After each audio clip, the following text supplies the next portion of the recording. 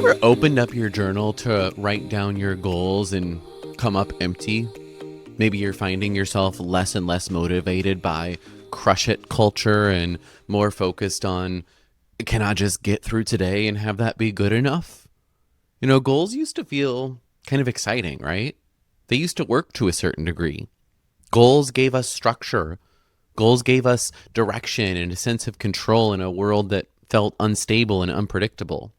We were raised on goals like they were a moral virtue. Set the goal, hit the milestone, get the gold star, move to the next level, rinse and repeat. If you had a goal, you had something to hold on to. We used to be a whole generation of planners, vision boards, color-coded calendars, new year, new me. We had 5-year plans and backup 5-year plans and spreadsheets for the 5-year plans. And for a while, it worked. But after years of hustle culture, moving goalposts, and unprecedented times that never stopped being unprecedented, a lot of us, I think, are looking at goals now like, yeah, I'm good. No, thank you. I'm choosing peace and a regulated nervous system. I'm choosing not turning my life into a constant performance review. And honestly, my biggest goal is to not have a nervous breakdown when my email notification goes off. I think a lot of us are in this weird season where goals don't hit the same that they used to. Like, why does this feel like pressure instead of progress? And it seems like we're all collectively realizing something together, slowly but surely. Maybe the issue isn't that we stopped caring or that we're quote unquote quitting.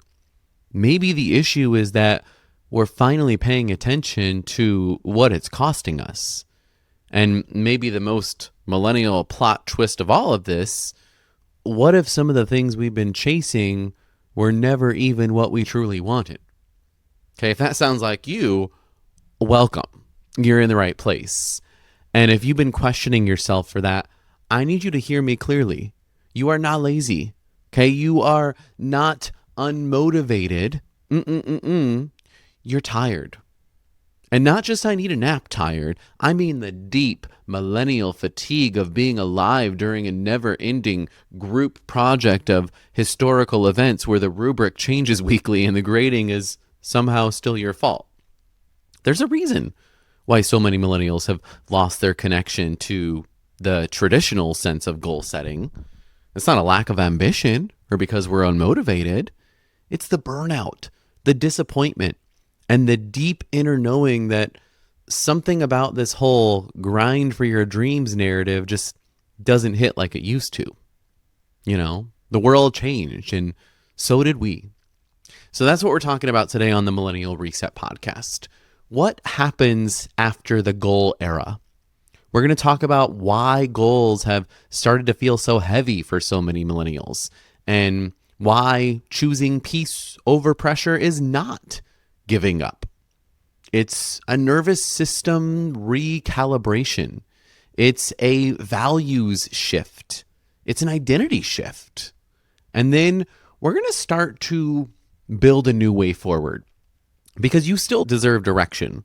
Okay. You still deserve growth, a future that you're excited to live, but it might not come from pressure-based goals anymore. It might come from something softer and maybe even more powerful, like a simple intention. Not what do I need to achieve next, but what do I actually want to feel? And how do I build a life that creates more of that? So if goals have stopped working for you, take a deep breath. You're not behind. You're just ready for a different kind of motivation. One rooted in peace, in meaning, in being human again. So let's get into it.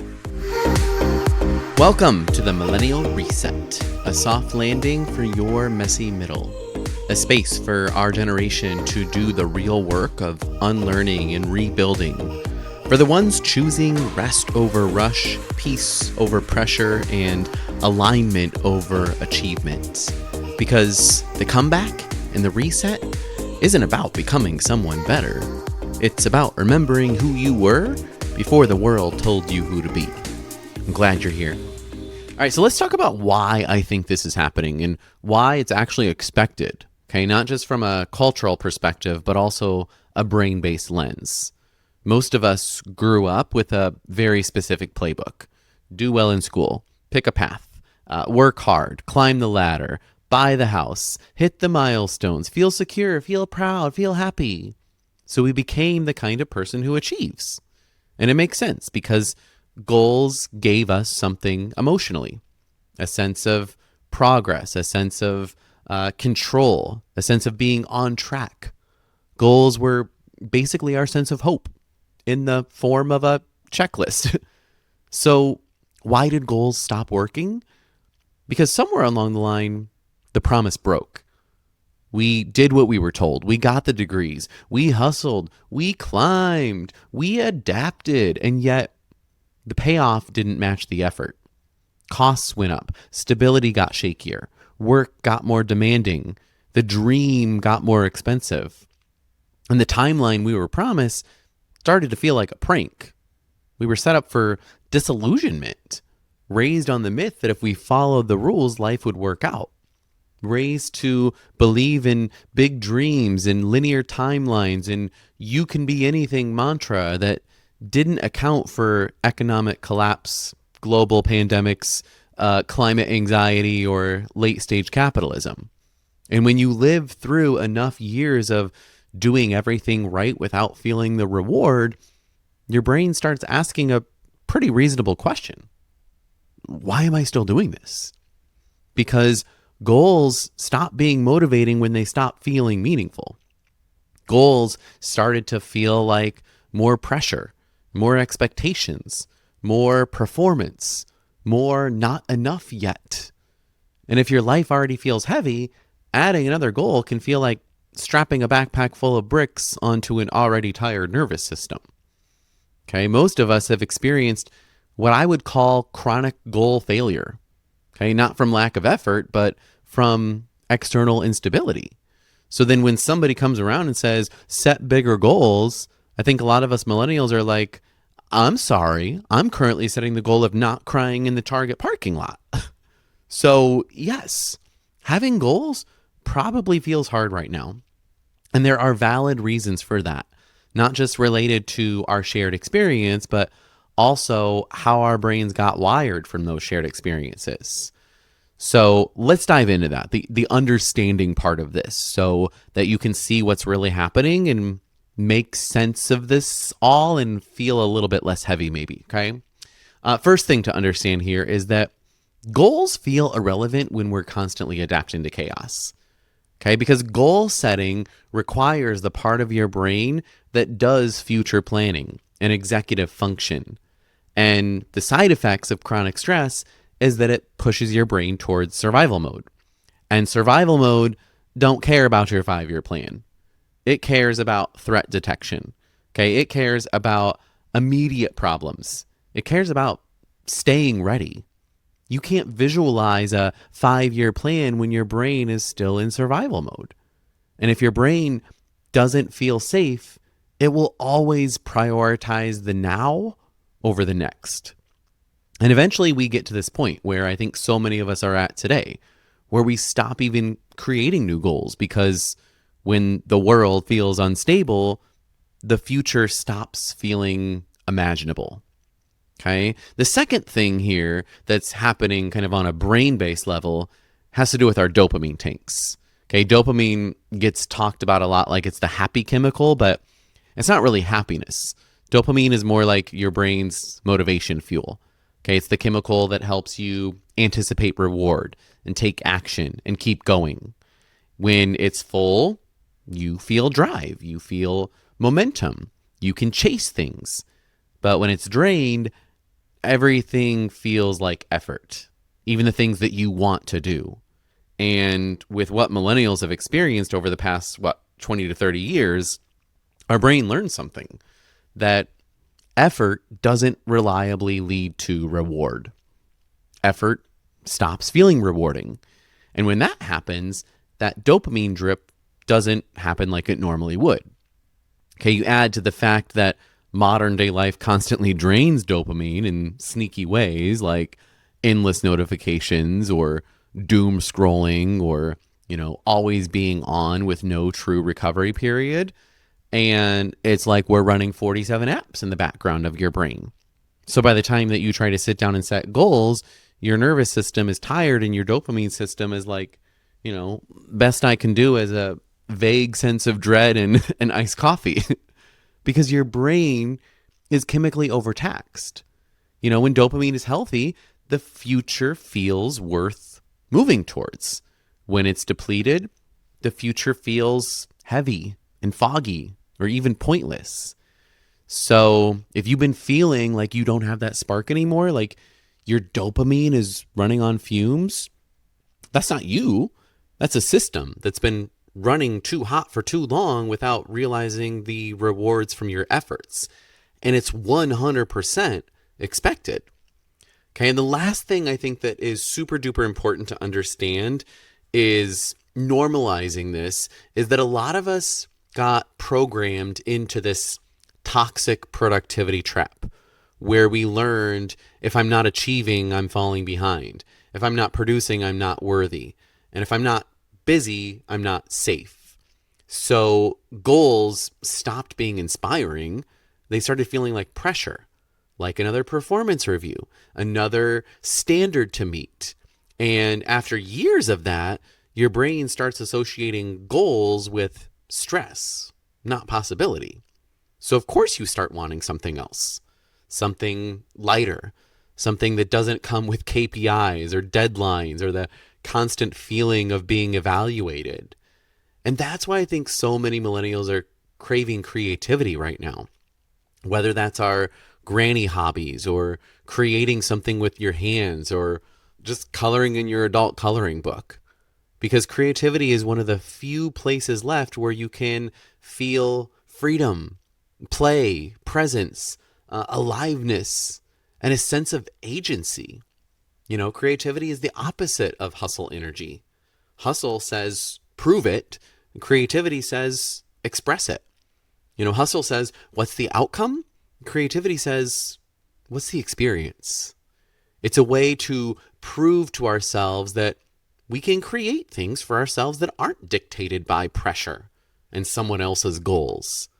So again, 3 big things to understand so that we can all stop feeling the guilt that comes with having no goals on your bingo card for life. Okay? What sustained survival mode does to the part of your brain responsible for goals, understanding your drained dopamine tank, and the thirst to create something that's actually yours. Which leads us to the alternative. Okay, and I want to preface this. This might sound a bit radical right now, but let's just take a few minutes to entertain the thought of completely giving up on goals. Okay, at least based on how we've looked at goals so far.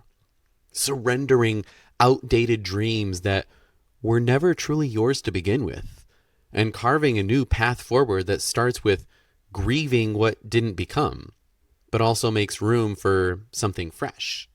Because what if the real purpose of goals was never the thing? What if the thing was just a vehicle? Because when you zoom out, most goals are just emotional requests in disguise. It's not that you don't want anything. Most millennials aren't actually aimless. We still want things. We still have dreams. But the deeper question isn't, what do I want to achieve? It's, what do I want to feel more of? Think about it, right? A promotion isn't just a promotion. It's a request for security or respect or freedom. A house isn't just a house. It's a request for stability or belonging. And a new body isn't just physical. It's a request for confidence or self-trust. We were taught to chase outcomes, hoping we'd finally earn the emotion on the other side. But if your nervous system is exhausted, and if your brain is dopamine depleted, if your life already feels like a pressure cooker, chasing more pressure-based goals is not going to feel inspiring. It's going to feel like more of the thing you're trying to escape. So instead of goals that are built on pressure, what if we start using intentions that are built on desired emotional states. Giving up what should be to reconnect with what's right for me right now. Giving up on goals isn't quitting. It's your system finally saying, I'm done living like urgency is the only way to be worthy. It's creating an identity not defined by milestones, but by meaning. It's a value shift, right? Traditional goals say, I'll be happy when I hit this milestone. I'll be successful when XYZ. Intentions, on the other hand, say, I'm going to build a life that lets me feel the way I want to feel now and in the future. Intentions protect us from falling victim to circumstances. Goals chase outcomes, intentions guide decisions, which creates alignment, not pressure. They root you in the present, not the future. You don't have to wait until the goal is achieved to feel something. Intentions invite you to live it right now. And yes, there's grief here too, right? Because when you stop chasing the old goals, you might grieve the timeline you expected, the life you thought you'd have by now, the version of you that believed that the old playbook would work. But what your brain might want to call failure is really just recalibration. It's your system realizing that the kind of success that cost you your health isn't success. It's just expensive coping. Giving up outdated, broken definitions of success for new definitions of success that are based on your values.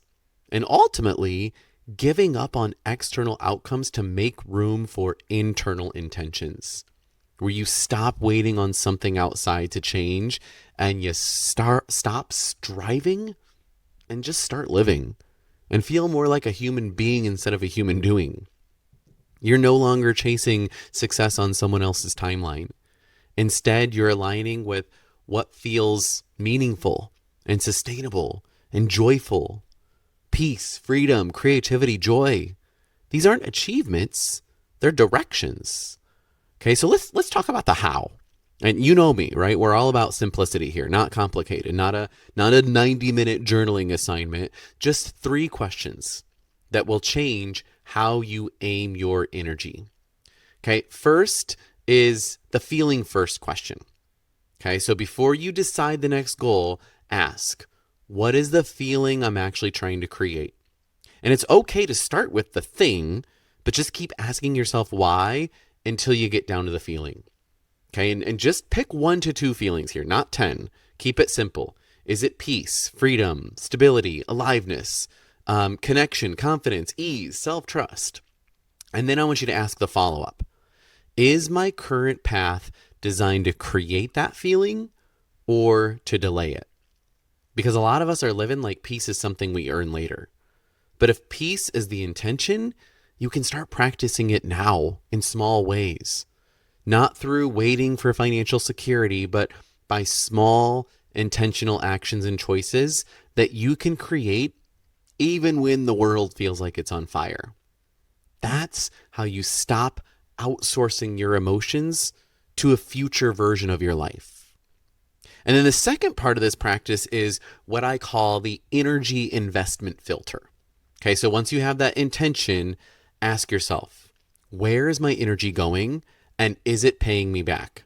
Okay, not money, energy. Because your life is basically a budget and your attention is the currency. So do a quick scan. What drains me and gives nothing back? And what drains me but is necessary right now? And what gives me my energy back? And then make 1 micro adjustment. Subtract 1 energy leak, add 1 energy back to yourself. 1 less obligation. 1 less yes out of guilt. 1 less habit that leaves you foggy. And 1 small addition that supports the feeling you want. A creative outlet, a 10-minute walk, a boundary, a real lunch. Make the intention real by weaving it into your everyday life rather than trying to make a drastic change that's going to feel way too unsafe for your brain anyways. Okay, because an intention-driven life isn't built through massive reinventions. It's built through consistent energy choices. Okay, and then last but not least, here's how you track it. If you're actually aligned without turning it into another performance metric. Okay, I call it the alignment score. Instead of, did I hit the goal? Ask yourself, did I make choices that align with my intention? Once a week, on a scale of 1 to 10, how aligned did I feel this week? Okay, and then depending on your score, ask yourself, if it's 6 or higher, what supported that alignment? Whatever that is, do more of it. If it's 5 or lower, what pulled me out of alignment? And what's one boundary or one adjustment that I can make? Okay, one simple adjustment, because the goal isn't to control your whole life. It's to keep coming on back to yourself time after time, day after day, until it starts feeling like habituated patterns. Okay, because that's what alignment actually is. It's a repeated return to yourself until it becomes natural. So that's the shift in my new playbook, at least. Okay, instead of asking, what should I accomplish next? Ask, what do I want to feel more of? And what's one small choice that supports that today? Goals say prove it, intentions say practice it. Goals say earn the feeling later, intentions say create the feeling now in small ways. Okay, and if you've been feeling like goals stopped working, maybe you weren't meant to keep pushing through pressure. Maybe you're being invited into a different kind of direction, one that's built around peace and meaning and alignment. That's how intentions work. Something to work towards that's actually attainable, but also sustainable. You don't have to give up on having a meaningful life. You just have to let go of the version of it that was never really yours to begin with. So as we wrap up here today, I want to leave you with this, okay? If you are choosing peace over pressure right now, that's not you giving up. It's you coming back home to a way of living that doesn't require you to burn yourself out to be worthy of your own life. You were taught to build your life like a ladder, always climbing, but maybe it's more like a compass. And maybe your next chapter doesn't need a 5-year plan. It just needs a true north. And hey, if this episode hit you and you're craving a place to keep having these conversations with people who actually get it, I want to invite you to join Club Chrysalis. It's our Patreon community for all of the other millennials in their messy middle, a space to slow down and process and share what's real and build a new playbook together. No hustle culture, no performance, no pretending like you're just fine. Just support and reflection and your people. You can learn more about that at the website www.themillennialreset.com. And if you join us, I'll be right there with you to make our way through our messy middles together. All right, my friend, take a breath. Proud of you for being here as always. And I will see you in the next one.